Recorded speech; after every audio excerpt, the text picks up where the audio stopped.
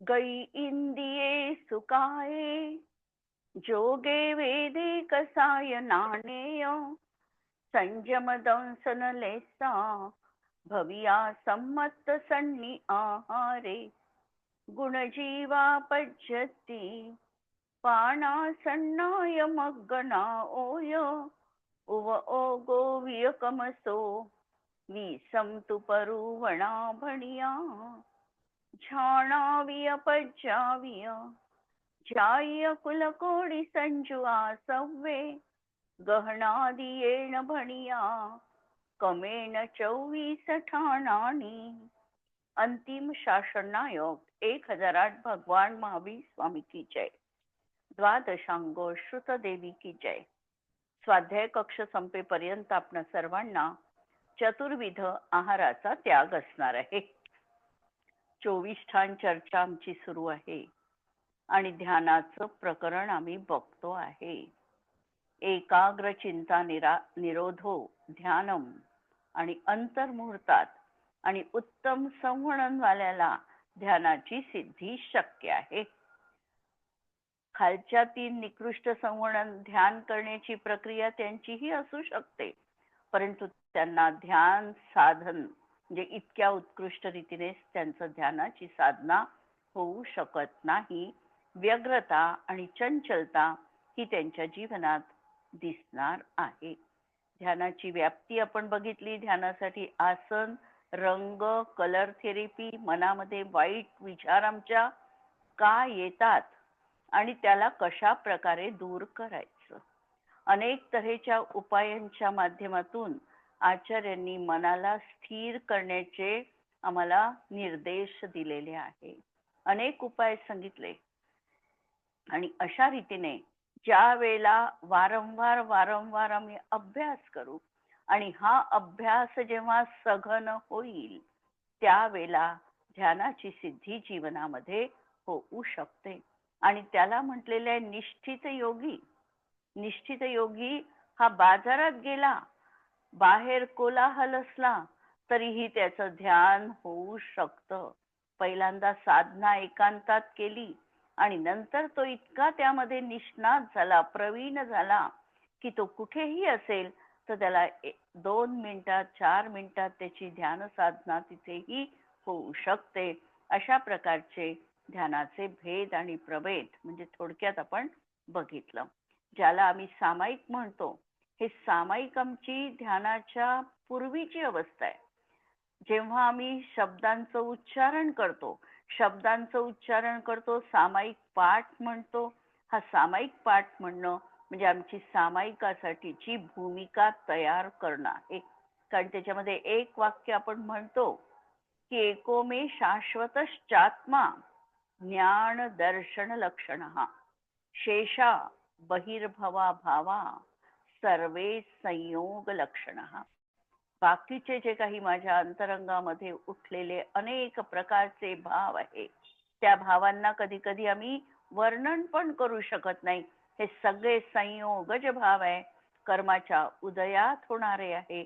आणि जो कर्म भाव आहे, कर्म संयोग भाव आहे, तो जीवाचा स्वभाव नाही. मी एक शुद्ध चैतन्य स्वभावी आहे. मी एक अशा प्रकारचा परमपारिणामिक भाव स्वरूप आहे. हा आम्हाला बघायचा आहे. आणि हे म्हणत असताना आम्ही दुसरी आणखी प्रतिज्ञा करतो की तैरष्टम मानवम दैवम उपसर्गम सहेधुना. अधुना अशा प्रकारे तिर्यंच जीवांकडून देवकृत किंवा मनुष्यकृत कोणताही उपसर्ग जर माझ्यावर आला तर तो मी शांत चित्तानी सहन करेल. सहेधुना अधुना. अधुना म्हणजे आत्ता मी सामायिकाला बसलो आहे आणि सामायिकामध्ये मला आता आसन स्थिरता साधायची आहे, परिणाम स्थिरता साधायची आहे.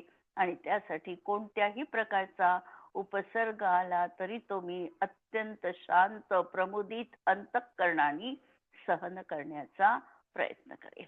इथपर्यंत आपण काल ध्यानाचं प्रकरण बघितलं, ध्यानाची व्याख्या पण पाहिली.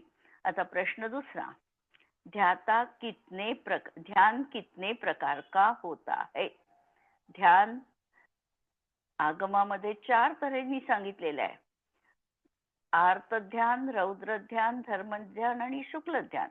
याची जर आम्हाला 2 मध्ये विभागणी करायची असेल तर एकाला म्हटलं प्रशस्त ध्यान आणि एकाला म्हटलं अप्रशस्त ध्यान. धर्मध्यान आणि शुक्ल ध्यान ही प्रशस्त ध्यान आहे आणि आर्त आणि रौद्र ध्यान ही अप्रशस्त ध्यान आहे. प्रत्येक संसारी जीवाला कोणतं ना कोणतं ध्यान अवश्यपणे असतं, परंतु जोपर्यंत सम्यक्त्वाची प्राप्ती होत नाही तोपर्यंत प्रशस्त ध्यान जीवनात येत नाही. सर्व संसारी म्हणजे पहिल्या दुसऱ्या गुणस्थांवरतीच्या जीवांना आर्त आणि रौद्र हे 2 ध्यान असतात. म्हणून प्रशस्त किंवा अप्रशस्त किंवा ध्यान 3 प्रकार का होता है, क्योंकि जीव का आशय 3 प्रकार का होता है. जीवाचा अभिप्राय काय आहे. कधी कधी अभिप्राय पाहिला जातो. अभिप्राय जर आमचा योग्य असेल तर कोणतंही कृत्य आमचं समर्पक म्हटल्या जातं. माता मुलाला मारते, अभिप्राय तिचा योग्य आहे आणि म्हणून तिचं मारणं देखील संयुक्तिक म्हटलं जातं. आणि एखादा मुलगा पळवणारा असेल किंवा किडनॅपर असेल तो मुलाला चॉकलेटचं लालूच देतो. क्रिया मला चांगली दिसते आहे पण त्याचा अभिप्राय वाईट आहे आणि म्हणून ते वाईट म्हणजे अप्रशस्त असणार आहे. म्हणून अभिप्राय हा अत्यंत महत्वाचा आहे. क्रिया आमच्याकडून होते कोणती हे महत्वपूर्ण नाही. क्रिया कदाचित शुभ दिसू शकेल पण अभिप्राय जर आमचा चुकीचा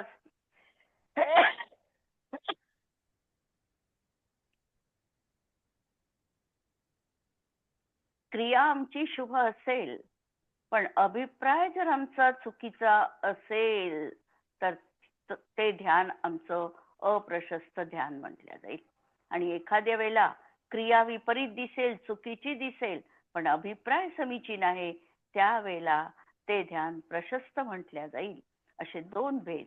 आणि तिसरा सांगितला की ज्याच्या अंतःकरणात आता प्रशस्तपणा किंवा अप्रशस्त असा काहीही भाव नाही आहे, आशय नाही आहे आणि केवळ वितरागता हा एकमेव उद्देश त्याच्या अंतरंगात आहे, त्याची साधना तो करत आहे. जसं काल सांगितलं की शुद्ध ध्येयत्वात, शुद्ध साधकत्वात आणि शुद्ध अवलंबनात. प्रवचन सार मध्ये आचार्य कुंद देवांनी हा प्रश्न उपस्थित केला की पहिल्या गुणस्थानामध्ये ध्यान मानायचं का किंवा ध्यानाची सुरुवात तिथे आहे का.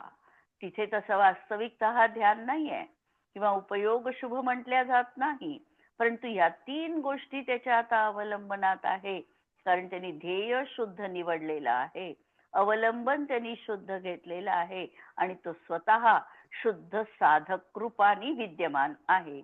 आणि म्हणून उपचाराने त्याही ठिकाणी त्याला शुभोपयोग अशा प्रकारचा किंवा शुद्धोपयोग अशा प्रकारचा उपयोग म्हटल्या जातो. उपचाराने लावायचं. प्रत्यक्षामध्ये हा शुद्धोपयोग हा 7व्यापासून आहे आणि शुभोपयोग देखील 4थ्या ते 6, 4, 5, 6 या गुणस्थानात असणार आहे. पहिल्या 3 गुणस्थानात अशुभोपयोग असणार आहे. म्हणून ज्या ठिकाणी वितरागता आहे त्या ठिकाणी शुद्ध अशा प्रकारचं ध्यान आहे की जे बंधालाही कारणीभूत नाही आणि मोक्षालाही कारणीभूत नाही. असं हे वितराग भाव, आत्मलीनता रूप परिणाम. एक परिणाम असणार आहे पुण्याचा, पुण्यबंधाला कारणीभूत, पापाचा पापाला कारणीभूत आणि हा जो परिणाम आहे हा आत्मस्वरूपामध्ये लीनता की ज्याच्या माध्यमातून संवर आणि निर्जरा आणि मोक्ष साधना होणार आहे. आर्त ध्यान किसे कहते हैं. रुत किंवा दुःख किंवा अर्तन को आरती कहते हैं और आरती से होने वाला ध्यान आर्त ध्यान है. व्युत्पत्ती आहे संस्कृत मधली ही. ऋत हा शब्द आहे त्यामध्ये आर्त मध्ये ऋत हा शब्द मूळ आहे ऋ धातू मध्ये आणि म्हणून त्याची व्युत्पत्ती तशा प्रकारे लावून त्या ठिकाणी अशी जी काही संवेदना आहे ते ध्यान आहे ते आर्त ध्यान आहे. आरती का अर्थ दुःख है और दुख असाता वेदनीय के उदय से प्राप्त है, कंटक आदि कारणों से होता है. विषकंटक आदी कारणांनी होते. म्हणजे हे जे काही दुःख आहे, आर्त आहे, आर्तपणा हा असाता वेदनीयाचा परिपाक आहे. बाह्यतः त्या ठिकाणी अनेक प्रकारची निमित्त कारण मिळू शकतील आणि त्या निमित्त कारणांनी आणि अंतरंगामध्ये अशा प्रकारचा असाता वेदनीय कर्माचा उदय. त्यामुळे आर्त ध्यान आहे. जिस प्रकार गीला वस्त्र धूलि को आश्रय देता है, उसी प्रकार यह आर्त ध्यान पाप को ग्रहण करता है. आर्त ध्यान कितने प्रकार का होता है? किती प्रकारचं आहे आर्त ध्यान? आपल्याला माहिती आहे, तत्वार्थ सूत्रामध्ये हा विषय खूप विस्तृत प्रमाणामध्ये येऊन गेलेला आहे. आर्त ध्यान 4 प्रकारचं. पहिलं इष्टवियोग, अनिष्ट संयोग, वेदना आणि निदान. इष्टवियोग, जे काही समागम आम्हाला प्राप्त झालेला आहे, जे काही मनोज्ञ विषयांना आम्ही जमा केलेला आहे, त्याच्यामध्ये आमचं मन रमवतो आहे, त्याच्यामध्ये गुंतून पडतो आहे, त्या वस्तूंचा मला कधीही विरह होऊ नये, अशा प्रकारची जी भावना आहे ते झालं इष्ट वियोग. इष्टवियोग झाल्यानंतर होणार किंवा हे झालं, इष्टाचा जर वियोग झाला तर जे काही दुःख जीवनामध्ये होतं त्याला म्हटलंय इष्ट वियोगज आर्त ध्यान. आम्हाला नेहमी असं वाटतं की जे आम्हाला सुखकर असे समागम आहे याचा माझ्या जीवनात कधीही अभाव होऊ नये. ही जी काही साता वेदनीयांनी आम्हाला पुण्य राशी मिळालेली आहे, सगळी अनुकूल साधन सामग्री मिळालेली आहे, सुख सुविधा प्राप्त झालेल्या आहे, तर ह्या कधीही आमच्या जीवनातून संपू नये अशा प्रकारचा जो निरंतर भाव आमच्या अंतरंगात राहील तो आहे इष्ट वियोग भावना. म्हणून हे ध्यान त्या ठिकाणी असं असणार आहे. नंतर अनिष्ट संयोग, जे काही आम्हाला कष्टदायक आहे, पीडादायक आहे, दुःखदायक आहे, अशांचा कधीही मला समागम होऊ नये अशी जी भावना आहे ती अनिष्ट संयोगज भावना. आणि किंवा अनिष्ट वस्तूचा संयोग झाल्यानंतर हा कधी माझ्या जीवनातून दूर होईल अशा प्रकारचा भाव अंतरंगामध्ये राहणं हा अनिष्ट संयोगज अशा प्रकारचं आर्त ध्यान आहे. तिसरं आहे वेदना. वेदना की कोणत्याही तऱ्हेचा आम्हाला शारीरिक किंवा मानसिक अस्वस्थता असेल तर जी काही आम्ही दुःखाची तीव्रता अनुभवतो हे झालं वेदना. आणि वेदना ज्या वेळेला होते त्यावेळेला वारंवार आमचं लक्ष त्याच बिंदूवर केंद्रित होतं. डोकं दुखत असेल, काय होतं, काम करत आहो, आम्ही सगळं करत आहे, पण लक्ष त्या एका याच्यावर आमचं केंद्रित होतं. अशा प्रकारे हा वेदना नावाचा अर्थ ध्यान प्रकार आहे. आणि चौथं सांगितलं निदान. निदान याचा अर्थ हे लावायचा की ज्या काही आम्हाला प्रतिकूल घटना आमच्या जीवनात घडलेल्या आहे, या गोष्टी घडत असताना याचं काही ना काही मी अशा प्रकारे बदला घेईल, याला अशा प्रकारचं खारीज करेल किंवा याला अशा प्रकारची याची मानहानी करेल किंवा काही उत्कृष्ट दिसलं तर मला हे अशा प्रकारचंच प्राप्त झालं पाहिजे. अशा प्रकारचा जो चांगल्यामध्ये आणि वाईटांमध्ये दोन्ही मध्ये आमचा जो परिणाम आहे त्याला निदान अशा प्रकारचं आर्त ध्यान म्हटल्या जातं. की अनेक लोकांचा आम्ही बघतो की त्यांच्या घरांमध्ये जीवनामध्ये अशा प्रकारची सुख सुविधा आहे आणि न कळत आमच्या मनामध्ये देखील अशा प्रकारचा निरंतर भाव जागृत होतो की अशाच प्रकारच्या सुख सुविधा मला देखील प्राप्त झाल्या पाहिजे. नारायणाचं तर आपल्याला उदाहरण माहिती आहे की नारायणाला नारायण पदाची प्राप्ती ही निदान नावाच्या आर्त ध्यानांनीच झालेली आहे. की मुनी असतात, मुनी असताना उत्कृष्ट तपश्चरण त्यांचं असतं, इतकं उत्कृष्ट असतं की कदाचित त्यांना त्या भवात मुक्तीची पण प्राप्ती झाली असती, परंतु अडथळा आला समोर नारायणाची स्वारी गेली, मन त्यांच्यामध्ये गेलं आणि मन विचलित झालं की अरे अशा प्रकारचं सुख तर मी भोगलंच नाही, हे सुख मला जीवनात प्राप्त झालं पाहिजे. आयु वाढली, नरक म्हणजे काय झालं, नारायण पदाची प्राप्ती झाली, पण प्राप्ती झाली आणि नारायण पद मिळून काय झालं, भोगामध्ये अडकून पडले. निदान बंधानी जी काही सामग्री मिळाली ती लवकर सुटत नाही, त्यामुळे त्यामध्ये ते अडकून पडतात आणि मग नरक गतीला प्राप्त होतात. तर निदानामध्ये दोन्ही तऱ्हेचं, की दुःख झालं, एखाद्याने अपमान केला, जसं कमठाच्या बाबतीत आणि पार्श्वनाथ स्वामींच्या बाबतीत आपण लावू शकतो, की त्या ठिकाणी अशा प्रकारचा बदला घेण्याचा, वचपा घेण्याचा परिणाम राहिला आणि त्याचं परिपाक 10 भव पर्यंत त्यांचं वैर चाललेलं आहे. किंवा अनेक उदाहरणं आहे की भावजईला लात मारली सुकुमार मुनींनी आणि ती कोल्हिनी म्हणून जन्माला आली आणि सुकुमार मुनींचे पायासी भक्षी, अशा प्रकारची निदानबंधामुळे या सगळ्या अशा गोष्टी घडलेल्या आहे. इथे पाहू, किसी भी प्रकार के अमनोज्ञ विषयों की उत्पत्ती नहीं हो. म्हणजे इष्टवियोगामध्ये की अमनोज्ञ विषय माझ्या जीवनात यायलाच नको आहे, सगळं जे काही प्राप्त होईल ते इष्ट, मला अनुकूल अशा प्रकारची सुखसुविधा जन्य अशा प्रकारचा वस्तूंचा मला समागम मिळाला पाहिजे. इस प्रकार बार बार चिंतन करना. किंवा किसी प्रकार के अमनोज्ञ विषयों की उत्पत्ति हो गई तो उनका अभाव किस प्रकार से हो, ऐसा निरंतर संकल्प करना. की निरंतर हे मला मिळालेलं आहे आणि हे मला नको आहे, काय करणार, माझ्या पापाचा उदय सुरू आहे, हेही आमचं आर्त ध्यान आहे. त्याला आम्ही टाळू शकत नाही तर उपाय काय. आर्त ध्यान केलं तर परत आम्हाला तीव्रतेने पाप बंद होणार आहे. यावर उपाय हाच आहे काय, की त्या ठिकाणी प्राप्त परिस्थिती स्वीकारायची.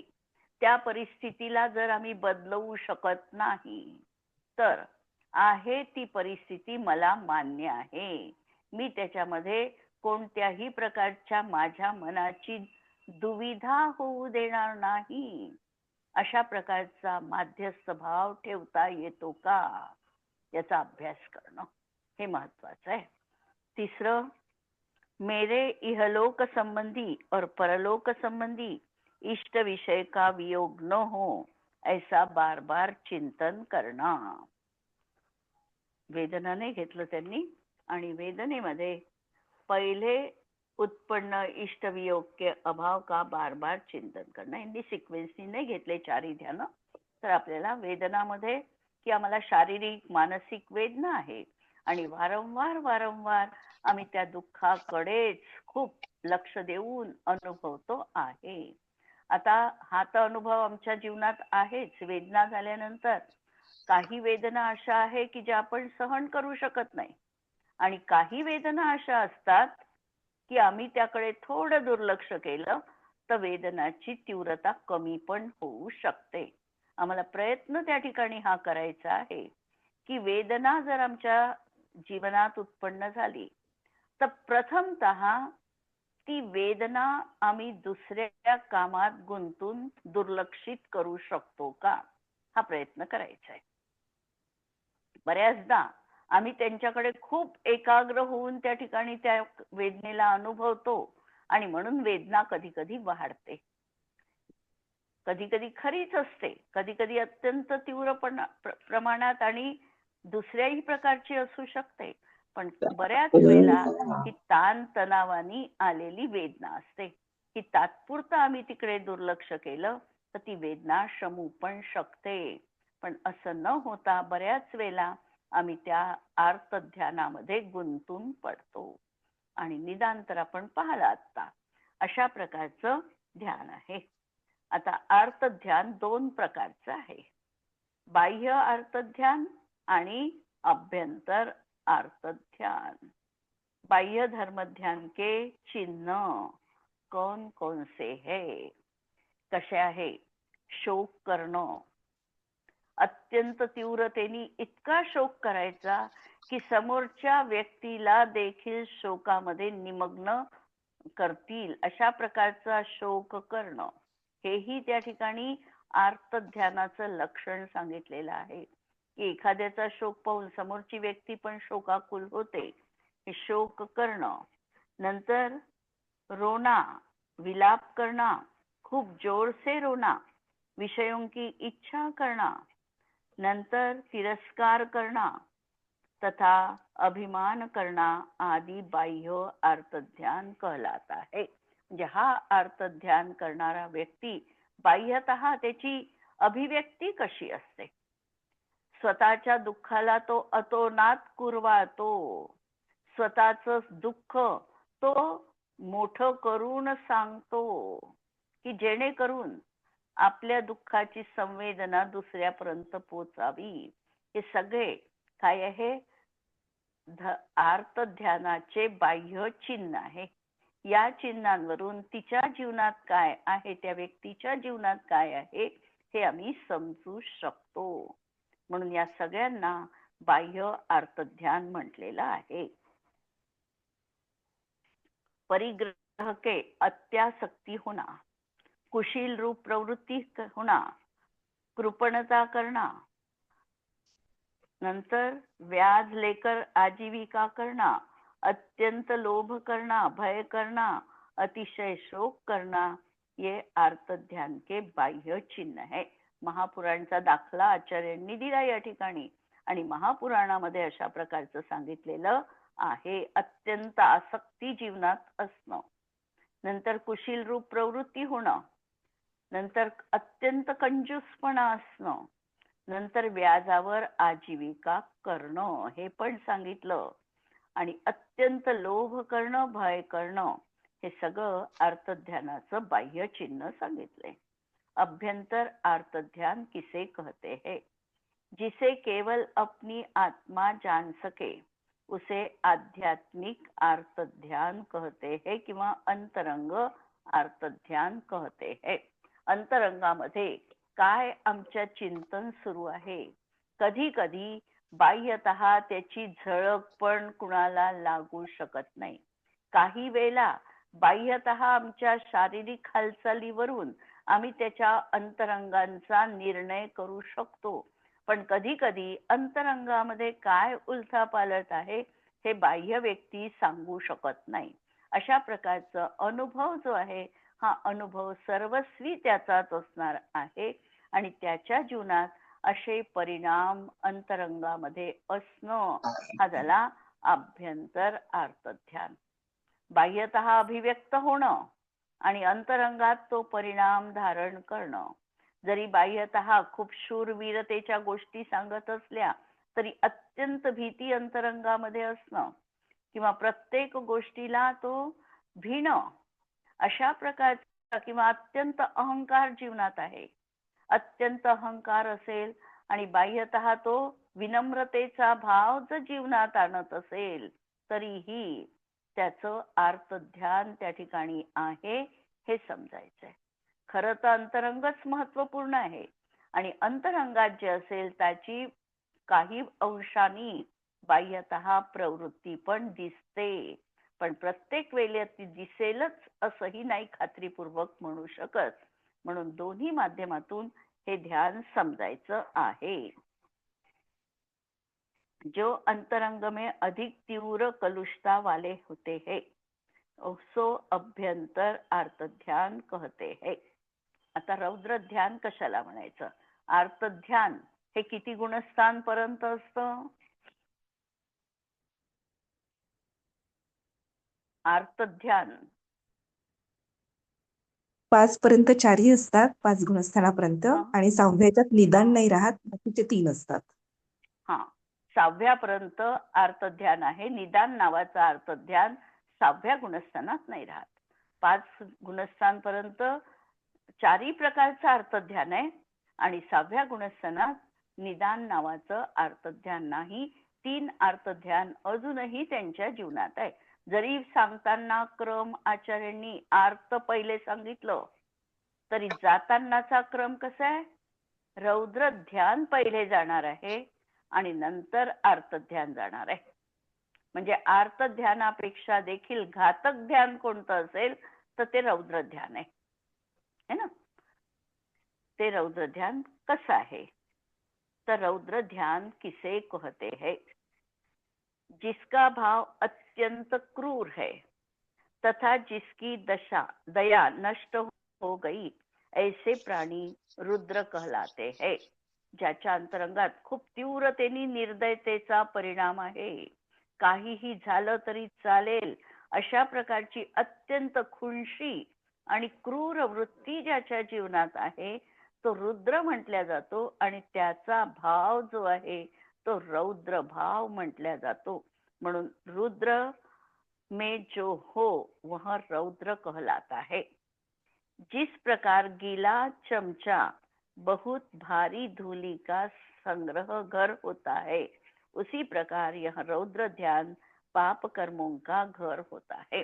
मागच्या याच्यामध्ये उदाहरण सांगताना ओलं वस्त्र सांगितलं आणि या ठिकाणी ओला चमचा सांगितला.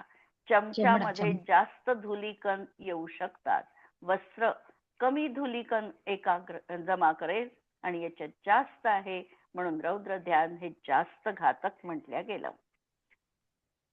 रुलाने वाले को रुद्र व क्रूर कहते हैं.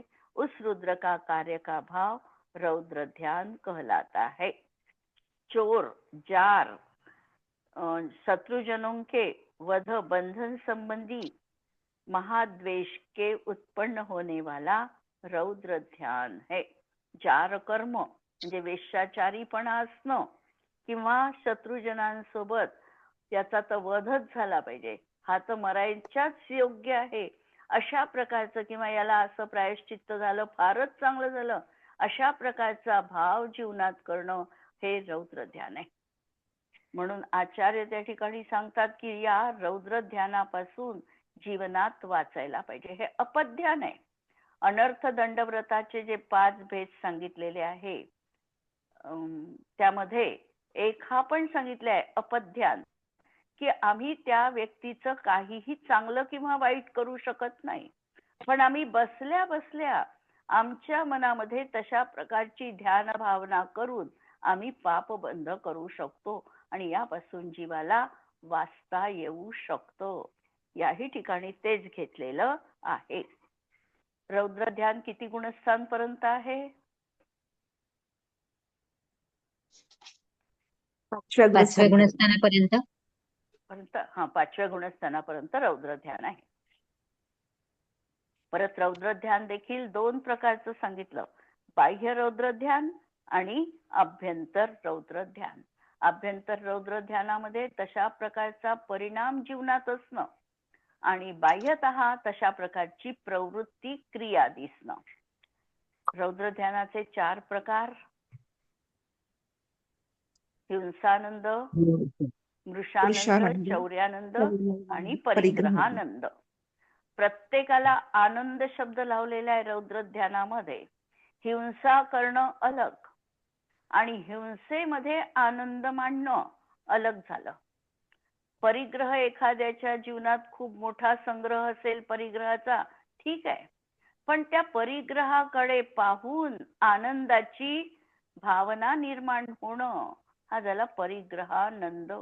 म्हणून एक वेळा परिग्रह क्षम्य आहे, पण त्याच्यामधला जो आनंद आहे त्याच्यामध्ये मला जे सुख अनुभवतो आहे यापासून तरी आम्ही थोडं बाजूला हटायचा प्रयत्न करायचा आहे. हा आमचा सगळा अभ्यास आहे. रौद्र ध्यानापासून, आर्त ध्यानापासून आम्हाला वाचण्यासाठी ते ध्यान कसं आहे हे आम्हाला समजलं पाहिजे. हिंसानंदाच्या याच्यात तर मी एक उदाहरण बऱ्याच वेळेला सांगितलेलं पण आहे की खाली दक्षिणेमध्ये स्वारी जात होती, म्हणजे दक्षिणेमध्ये साधारणतः प्रत्यक्षामध्ये घडलेल्या घटना आहे. 200-300 वर्षापूर्वीचा काळ आहे आणि हत्ती त्या घाटामधून मोठ्या प्रमाणामध्ये लाकडाची ने-आण करत असत. असाच एक हत्ती त्या ठिकाणी दरीच्या तिथे पाय त्याचा निसटला आणि खाली तो दरीमध्ये कोसळला. दरीमध्ये कोसळत असताना कोणताही जीव असेल तर तो मरणाला समोर दिसत असताना अत्यंत आर्त भावाने त्या ठिकाणी चित्कार करेलच, वेदना करेलच, ओरडेलच. तर तसा तो हत्ती अत्यंत करुणतेने त्यांनी चित्कार त्या ठिकाणी केला आणि त्यावेळचा जो राजा होता त्या तिथला, त्याला त्या आवाजाची जणू काही नशा चढली आणि त्या पॉइंट वरून त्यांनी 7-8 अशा हत्तींना लोटलं.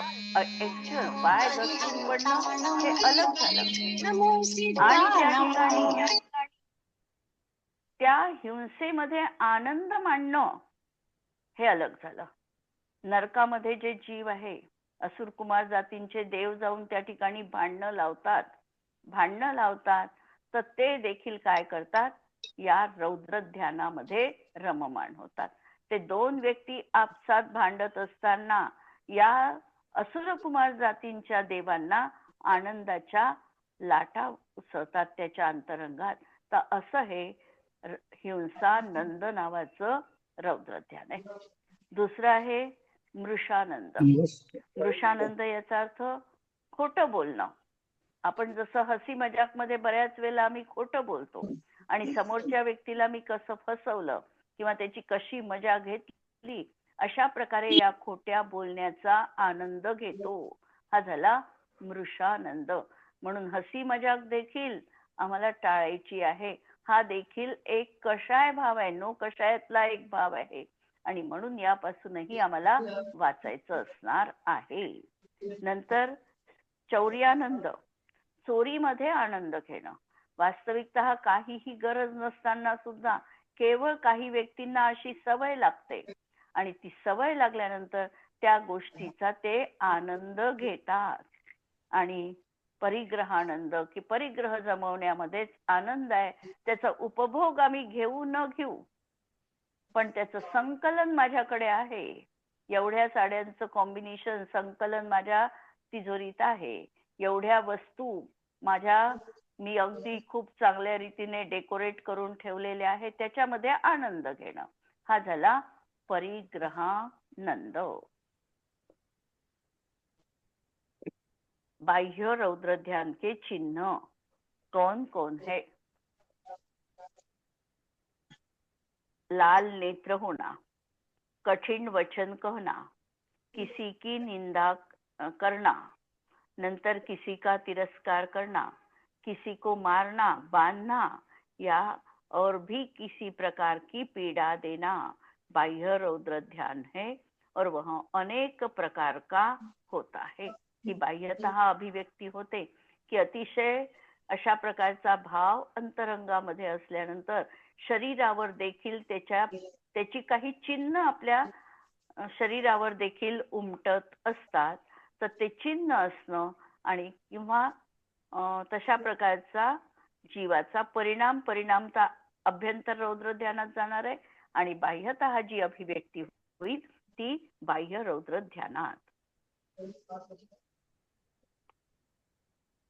भोहे टेढ़ी हो जाना, मुख का विकृत हो जाना, पसीना आने लगना, शरीर कांपने लगना और नेत्रों का अतिशय लाल हो जाना रौद्र ध्यान के बाह्य चिन्ह है. हिंसा के उपकरण शस्त्र आदि का संग्रह करना, क्रूर जीवों का अनुग्रह करना और निर्दयता आदि भाव रौद्र ध्यान के देहधारियों के बाह्य चिन्ह है. आणि अभ्यंतर रौद्र ध्यान कशाला म्हणायचं, तर हिंसा आदि कार्यों में जो सौरंभ, समारंभ आणि आरंभ रूप प्रवृत्ति होती है वह अभ्यंतर रौद्र ध्यान है. हिंसा आदि कार्यांमध्ये आम्हाला हे शब्द परिचित आहे, सौरंभ, समारंभ आणि आरंभ. सौरंभ याचा अर्थ काय?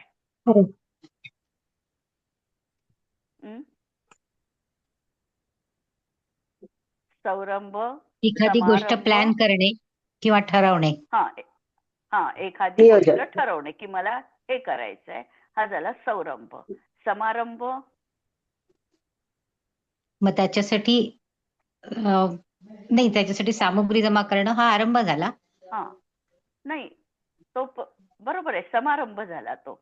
त्याच्यासाठी हा सगळ्या प्रकारच्या अनुकूल गोष्टी जमा करणं हा झाला समारंभ, आणि प्रत्यक्षात कार्य करणं हा झाला आरंभ. प्रत्यक्ष करणं. हा. प्रत्यक्ष कार्य करायला सुरुवात करणं म्हणून सौरंभ, समारंभ आणि आरंभ. आता आम्हाला स्वयंपाकही करावा लागतो, तर अशा प्रकारचं कार्य करावं लागतं. या ठिकाणी गृहस्थ अवस्थेत त्या कार्याची मुभा आहे, परंतु या ठिकाणी हिंसा आदी कार्यांमध्ये अशा प्रकारचा सौरंभ, समारंभ आणि आरंभ करणं, की मला हे अशा प्रकारचं करायचं आहे, म्हणजे ही प्रवृत्ती हे करायचं आहे, म्हणजे ही हिंसा आदी पाप कार्यांमध्ये आमची अशी मन वचन कायेची प्रवृत्ती न करणं, आणि करत असू तर ते आमचं अभ्यंतर रौद्र ध्यान झालं. म्हणून हिंसा आदि कार्यों में जो सौरंभ, समारंभ आणि आरंभ आदि रूप प्रवृत्ति होती है वह अभ्यंतर रौद्र ध्यान है. बाकीचं उद्या पाहू आपण. यावर कुणाला काही प्रश्न? ठीक आहे. जिनवाणी के ज्ञान ते तुझे लोकालोक, तो जिनवाणी मस्तक नमो सदा देत हूँ भोग. नमो अरिहंताणम, नमो सिद्धाणम, नमो आयर्याणम, नमो उवच्छायाणम, नमो लोये सव्व साहुणम. सर्वांना जय जिनेंद्र.